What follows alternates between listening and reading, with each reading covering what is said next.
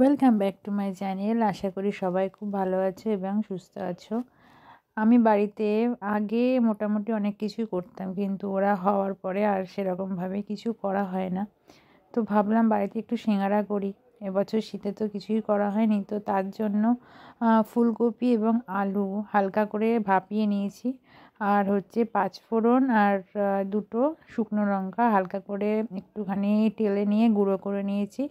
আর বাদাম ভেজে নিয়েছি, আর এখানে আদা আর কাঁচা লঙ্কা রেখেছি, এটা থেতো করে নেব।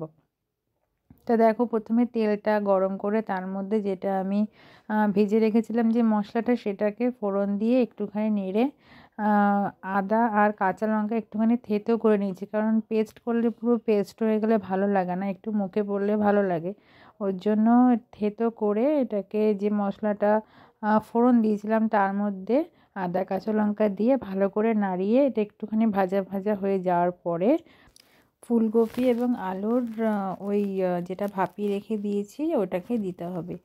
তো দোকানের সিঙ্গারাটা তো আমাদের ভালোই লাগে, আমরা যখন তখন এনে খেতে পারি, কিন্তু বাড়িতে করলে বাড়িতে একটা রান্না, বাড়িতে করলে মানে একটা বাড়িতে একটা আলাদা একটা ভালো লাগে খেতে আর কি। তো ভাবলাম যে বাড়িতে করি।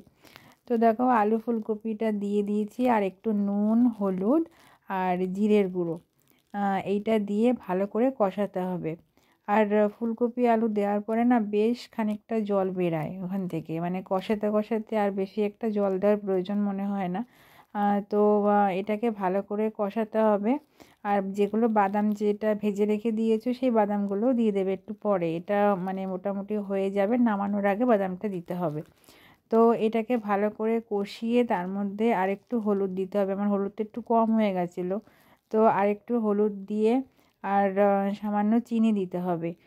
মানে খুব একটা বেশি মিষ্টি হবে না, একটু ঝাল, সামান্য চিনি দিলেই হবে। চিনি দেওয়ার পরে এটাকে আবার একটুখানি কষানোর পরে ঢাকা চাপা দিয়ে রেখে দিতে হবে বেশ কিছুক্ষণ, মানে রান্নাটা ঢেকে ঢেকেই হবে আর কি।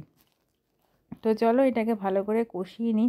আর মেয়েরা তো আমার আমি রান্না করছি আর আমার পাশেই বসে আছে, মানে ওরা চুপচাপ বসে দেখছিল আমার রান্নাটা, না হলে করতে পারতাম না। এমনি শান্ত, মানে যা কিছুই করা হোক না কেন মোটামুটি চুপচাপ, যদি দেখার একটা আগ্রহ থাকে তাহলে তুমি কাজটা করে ফেলতে পারবে, তো সেরকম একটা ব্যাপার। তো দেখো, এটা আমি ভালো করে কষিয়ে নিয়েছি। কষানোর পরে এবার যে বাদামগুলো ভেজে রেখেছিলাম সেই বাদামগুলো এর মধ্যে দিয়ে দিয়েছি। ওই যে বাদামগুলো দিয়ে দেওয়ার পরে সামান্য, মানে খুবই সামান্য, হাফ কাপ বলতে পারো, হাফ কাপ জল আমি এর মধ্যে দিয়েছি। মানে মোটামুটি সেদ্ধই হয়ে গেছে আর কষিয়েছি এতক্ষণ ধরে, তো বেশি জল দেওয়ার দরকার নেই, সামান্য জল দিয়ে এটাকে একটুখানি নেড়ে তারপরে ঢাকা চাপা দিয়ে রেখে দিতে হবে। তাহলে পুরোপুরি সেদ্ধ হয়ে যাবে আর তরকারিটা পুরো মাখা মাখা হবে।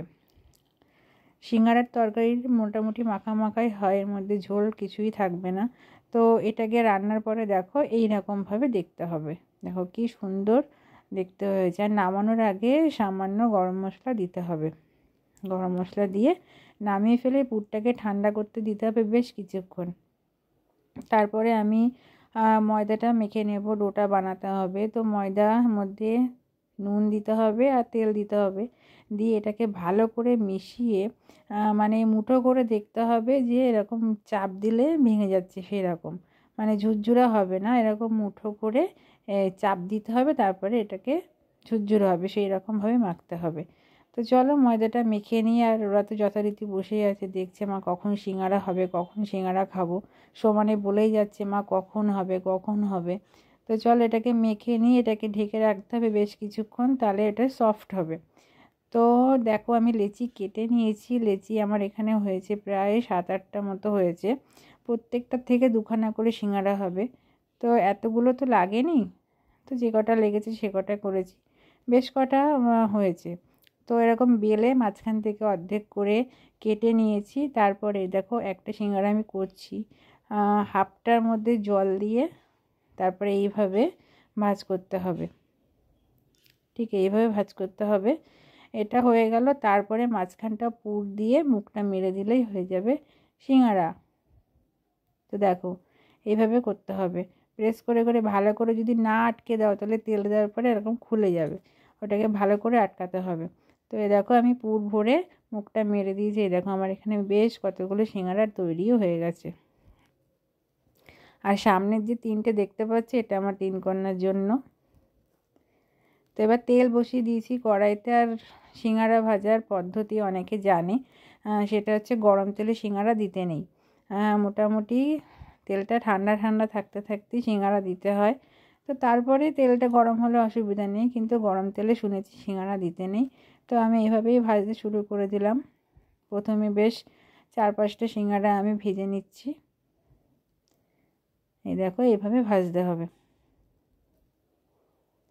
তো দিদিরা তো অবাক হয়ে গেছে, ভেবেছে যে আমি কি করে করলাম। ওরা এখানে কিন্তু কেউ নেই, আমি একাই রয়েছি। আর ওরা আমার পাশে বসে আছে, মেয়েরা পাশে বসে আছে, ভাবছে যে ওদের নিয়ে আমি কি করে করলাম। ওরা খুব বিরক্ত করেছে, কিন্তু একদমই না, ওরা একদমই বিরক্ত করেনি। ও কতক্ষণ ওদের সিঙ্গারা আমি তৈরি করে দেব সেই অপেক্ষায় সব বসে আছে আমার পাশে। তো এখানে দেখো আমার সিঙ্গারা ভাজাও হয়ে গেছে, বেশ লাল লাল করে ভেজেছি। আর খুব খাস্তা হয়েছিল সিঙ্গারাটা। তো তার জন্য একটা লেচি ছিল, ভাবলাম একটু নিমকিও করে নিই। নিমকিগুলো তো খুব দারুণ খেতে হয়েছিল। তো দেখো আমার সিঙ্গারা রেডি। কেমন হয়েছে বলো তোমরা? আশা করি তোমাদের খুব ভালো লেগেছে। দেখা হবে পরের ভিডিওতে। আজকের মতো টাটা, বাই বাই।